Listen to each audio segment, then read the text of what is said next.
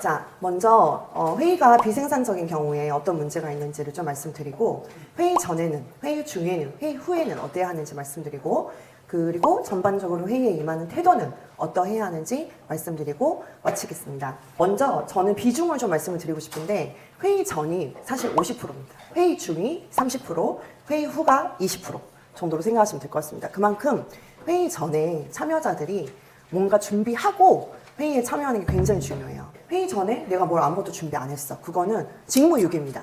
여러분들이 좀 경각심을 가지고 회의에 대해서 준비하셔야 된다고 말씀드리고 싶습니다. 자, 비생산적인 회의는 3가지 정도로 귀결이 됩니다.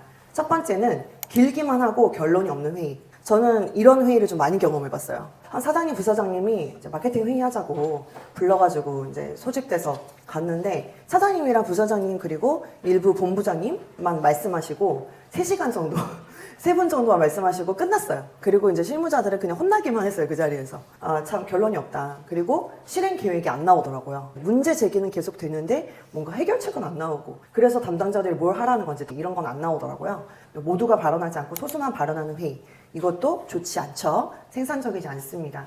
왜냐면 팀이라는 것은 시너지를 내야 그게 팀이라고 했죠. 그럼 시너지를 내려면 각자의 생각이 뭔지를 알고 자기의 아이디어를 굳이 다 낼 필요는 없어도 적어도 그 의견에 대해서 내가 뭐가 좋다, 내가 그 의견에 대한 의견 정도는 말을 해줘야 되잖아요. 그죠? 본인이 그 의견에 대해서 찬성한다면 왜 찬성하는지를, 반대한다면 왜 반대하는지를 명확하게 얘기해줘야 된다. 회의 끝나고 나서 얘기하지 말고 그 자리에서 건설적으로 얘기해주길 바랍니다. 회의 후에 또 실행 계획이 명확하게 나와야 되겠죠? 우리 이때까지 1시간 동안 뭐 한 거야?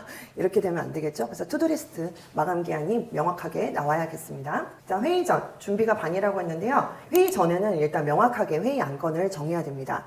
저희 현대합은 이제 팀장들이 사전에 회의 안건을 공유하죠. 그래서 그 안건에 대해서 여러분들이 이번 주 중에 각자 준비해와라 라고 아마 미션도 줄 겁니다. 근데 그 회사에서는요, 그렇게까지 친절하게 안건을 미리 얘기해 주지 않아요. 눈치껏 해야 돼요. 보통 팀장님이 우리 다음 주에 회의할 거다 이러면은 이번 주에 한 회의를 토대로 다음 주 회의가 이루어지는 거를 감안해서 이번 주에 어떤 회의 했더라 생각하고 준비하셔야 되는 거야, 알아서. 근데 이제 사실은 가장 이상적인 회의 리딩자는 안건을 미리 공유해줘서 내가 이번 회의에 어떤 발언을 하기 위해서는 이런 자료를 좀 준비해 가야겠다 라고 인지시켜주는 게 중요합니다. 그 다음에 논의할 주제의 성격과 분량을 고려해서 회의 시간을 정해야 됩니다. 사람들이 집중할 수 있는 시간이 제한되어 있기 때문에, 예를 들면 안건이 되게 많아가지고 3시간을 회의를 해야 돼. 그러면 3시간의 릴레이를 쭉 회의를 하기보다는 30분씩 끊어가는 게 좋아요. 회의 참석자들의 어떤 분위기 환기라든지 주의 집중을 위해선 좋습니다. 하지만 현실적으로 30분씩 끊어가기 쉽지 않더라고요. 최대 1시간씩만 하고 좀 쉬었다 가고 그랬으면 좋겠습니다. 안건은 2가지로 귀결됩니다. 제가 말씀드렸지만 일도 이 2가지로 귀결되죠. 그 문제 해결형 일이 있고, 아예 아이디어를 내가지고 새롭게 만들어가야 되는 일이 있잖아요. 그런 것처럼 회의도 마찬가지예요. 회의도 문제 해결형 회의가 있고 아이디어 제시형 회의가 있는 거예요. 둘 중에 제가 생각했을 때는 문제 해결형 안건이 훨씬 시간이 좀 소요가 됩니다. 왜냐하면 정확한 원인도 분석을 해야 되고 그 원인에 따른 해결책 도출까지 해야 되기 때문에 시간이 상당히 소요가 돼요. 하지만 아이디어 제시형 같은 경우는 해도 끝이 없어요. 그래서 이런 것 같은 경우는 미리 자기 아이디어를 준비해오게 하고 각 발언자당 시간을 정해둬서 이 회의 시간에 대한 목표 시간을 딱 픽스해두고 아이디어를 브레인스토밍하는 게 훨씬 더 유익합니다. 차이점을 아셨죠? 문제 해결형 안건은 사전 준비가 철저하다면 그 회의에서 바로 해결책 도출이 되겠지만은, 그 문제가 굉장히 난이도가 높을 경우에는 그 회의 1시간 가지고 해결책 도출이 바로 될 수 없어요. 그래서 이런 것 같은 경우는 좀 더 시간이 오래 걸릴 수 있다는 거 말씀드립니다. 자료 준비와 사전 공유가 중요해서 빨간색으로 처리했습니다. 모든 회의는 자료를 만 하루에서 이틀 정도 전에는 공유하도록 규칙을 정하세요. 안건에 맞는 참여자가 필요합니다. 의사결정을 해야 되는 회의에서 의사결정권자가 빠져버리면 어떻게 돼요? 또 다시 물어봐야 되잖아요. 또 세부 실행 관련 회의는 실행 담당자가 있어야 되겠죠? 담당자의 동의하에, 담당자의 책임하에 자기의 맡은 투두리스트를 가져가는 게 훨씬 이상적입니다. 자료를 읽어야 참여할 수 있는 구조를 설계하라. 팀장님들이 저한테 이제 하소연하는 게, 몇몇 분들이 자료를 아예 숙지도 안 하시고 참여하시는 분들이 계신다. 그리고 지난주 회의에 빠져놓고서는 그 빠진 부분에 대한 회의록을 좀 숙지를 하고 와야 되는데 하지 않고 그냥 온다. 본인이 빠진 몫은 본인이 메이크업 해야죠. 지난주 회의록을 보면서 이게 무슨 내용이지? 어떻게 결정된 거지? 회의록에 적혀있지 않은 부분들이 궁금한 것들을 자기가 팀장한테 물어봐야지. 팀장이 물어보지도 않는 사람한테 가가지고 우리 지난주 이런 회의했고 이런 회의했고 이거 뭐 하는 짓인지 모르겠습니다. 여러분들이 좀 책임의식을 가지시고 그 업무에 대해서 좀 프로페셔널하게 접근했으면 좋겠습니다. 팀장들은 팀원들이 경각심을 가지고 회의에 참석할 수 있게끔 회의 시작 5에서 10분 전에 자료를 검토할 시간을 주세요. 벼락치기라도 하게. 그리고 질문하세요. 지난주에 결정된 내용 한번 요약해서 얘기해 보시겠어요? 이런 식으로. 질문해야 긴장하고 파악해 옵니다. 그죠? 근데 안 하면은 어느 순간에 풀어지죠. 회의에 불참한 경우에는 특히나 더 중요한 부분이 지난주 회의록을 읽고 해당 회의 내용을 요약해서 자기 의견을 팀방에 공유하게끔. 그래서 회의에 불참한 사람이 그래도 이 정도 성의는 보이는구나. 이래야죠. 자, 회의 중입니다. 회의 중에는 효율을 극대화하는 게 중요하죠. 효율에는 시간이 항상 따라옵니다. 시간 대비 결과물이 효율이기 때문이죠. 그래서 시간 관리가 굉장히 중요합니다. 시간, 목표를 세우세요. 타임키퍼를 고정하세요. 타임키퍼가 이 사람 저 사람 바뀌면 결국에 나중에 흐지부지 돼서 안 돼요. 그래서 성실한 사람, 참석률이 높은 사람 고정하시고요. 처음에 5분은 제가 아까 말씀드렸던 대로 자료 확인했는지 한번 물어보고 이전의 회의 투두리스트 정한 거 담당자별로 확인하는 시간 필요합니다. 그리고 40분 동안 안건 논의하시고요. 마지막 15분은 투두리스트 정리하고 담당자 설정하고 그렇게 정리하시면 되겠습니다. 자, 발언 규칙을 정하시기 바랍니다. 일단 이 브레인스토밍 회의 같은 경우는 무조건 전원 의무 발언. 안건에 따라서 사실 달라요. 하지만 의무 발언은 기본적으로 구조로 가져가면 좋겠습니다. 1인당 발언 시간을 제한하시기 바랍니다. 간혹 가다가 항상 말씀이 많으신 분들 계세요. 그런 분들이 좀 있다, 팀에. 그러면은 팀장들은 발언 시간 제한 제도를 도입하시기 바랍니다. 그리고 조용한 참석자들 있죠, 항상. 그런 사람들한테는 계속 물어봐야 돼요. 팀원님 어떠세요? 입을 열게 만들어야 돼요. 자, 시각적으로 회의 내용을 함께 보는 거 중요합니다. 리더가 화이트보드나 스케치북, 큰 종이 같은 걸 활용해가지고 회의 내용을 작성하면서 같이 보면서 회의를 하세요. 그래야 딴 생각을 안 해요. 모든 팀원이 또 함께 보면서 회의의 줄기를 같이 잡아나갈 수 있게끔.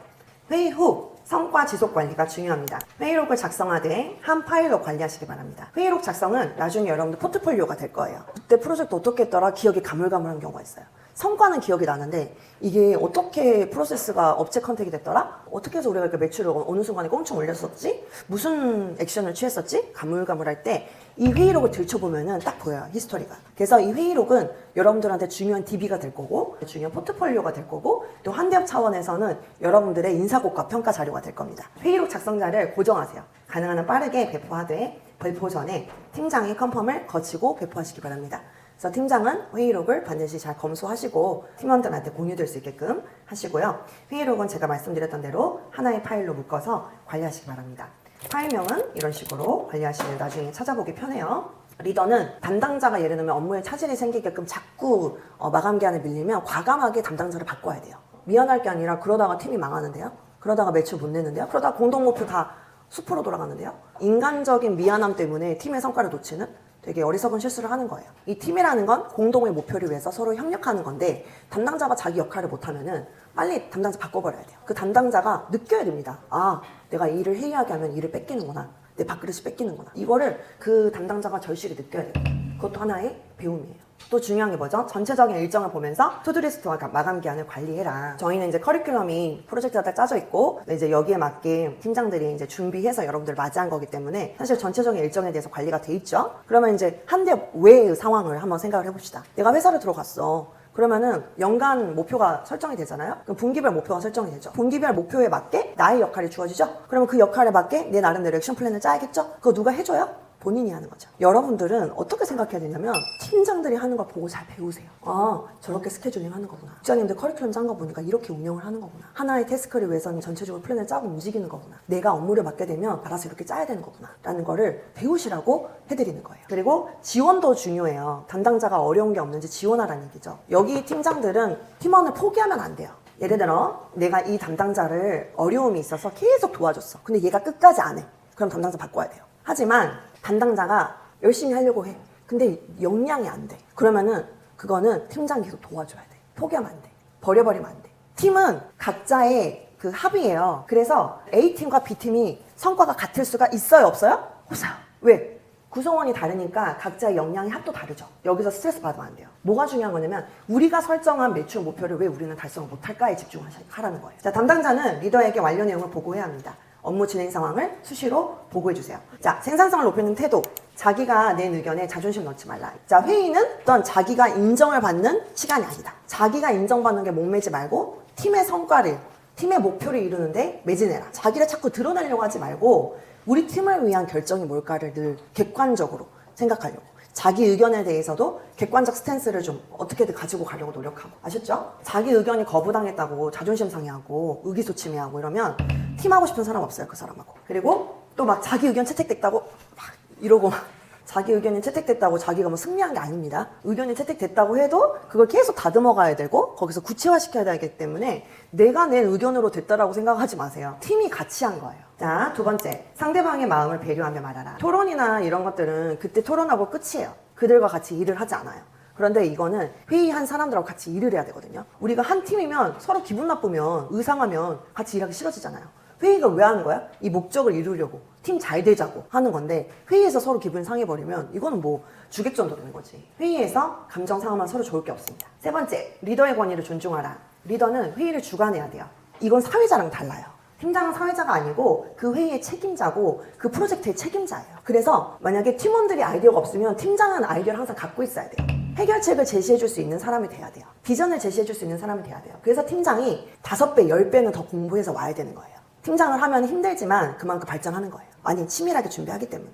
그리고 리더의 권위를 존중하셔야 이렇게 희생하고 이렇게 책임감을 가지고 가는 팀장의 권위를 여러분들이 존중을 하는 그런 발언들이 회의에서 필요합니다. 자기의 리더를 무시하면은 팀워크가 결국에는 무너져요. 그래서 내가 아무리 팀장 대신에 내가 팀장 역할을 하겠어 해도 그 팀이 분위기가 좋지 않아요. 질서를 잘 지키면서 일하시기 바랍니다. 갈등 상황에서 이렇게 리더가 권위가 잘 서 있으면 리더의 중재와 개입이 먹혀요. 여러분, 팀워크를 배우기 위해서 여기 오셨으니까 팀장을 반드시 잘 세워줘야 팀워크가 생긴다는 거. 가정도 잘 되는 비결이 뭐죠? 부모의 권위가 올바로 서 있어야. 권위적인 거랑 권위가 있는 거랑 다른 거잖아요. 부모님을 정말 존경하고 이런 것들이 있어야 그 가정이 잘 되잖아요. 팀도 마찬가지인 거예요. 이해가 되셨죠?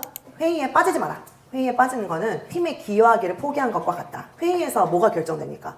프로젝트의 모든 행방이 결정이 되잖아요. 근데 그 자리에서 내가 발언권을 포기하는 거기 때문에 그거는 난 팀에서 별로 중요한 역할을 하고 싶지 않아.